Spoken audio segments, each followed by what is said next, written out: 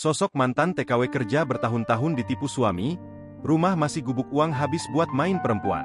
Seorang mantan TKW curhat pilu diduga ditipu suami karena main perempuan, viral di media sosial.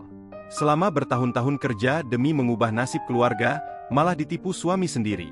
Saat pulang ke tanah air bukannya makmur, hidupnya justru tak mengalami perubahan. Bahkan rumahnya masih tetap gubuk. Kisah pilu mantan TKW tersebut viral dibagikan akun TikTok Papah Kavi 2. Kini, sosok mantan TKW tersebut menyita perhatian warganet. Diketahui sosok mantan TKW yang mengalami kisah pilu itu bernama Budiah, asal Jawa Tengah.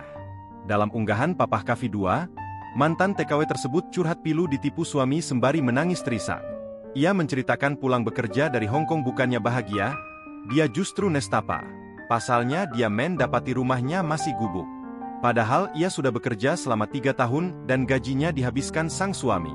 Tampak dalam video memperlihatkan kondisi rumah wanita tersebut yang masih terbuat dari anyaman bambu sebagai dindingnya dan tampak di sejumlah ruangan masih terdapat lubang-lubang.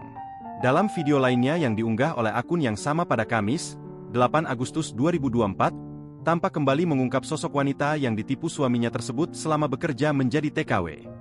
Diketahui jika TKW yang telah bekerja selama bertahun-tahun tersebut ditipu oleh sang suami. Suami dari wanita tersebut tampak mengirimkan sejumlah bukti foto yang seolah-olah menunjukkan bahwa rumahnya telah diperbaiki dari hasil kerja sang istri.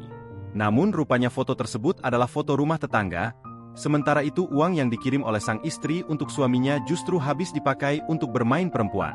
Tampak wanita tersebut cukup terpukul atas apa yang dialaminya, ia menceritakan sembari menangis terisak.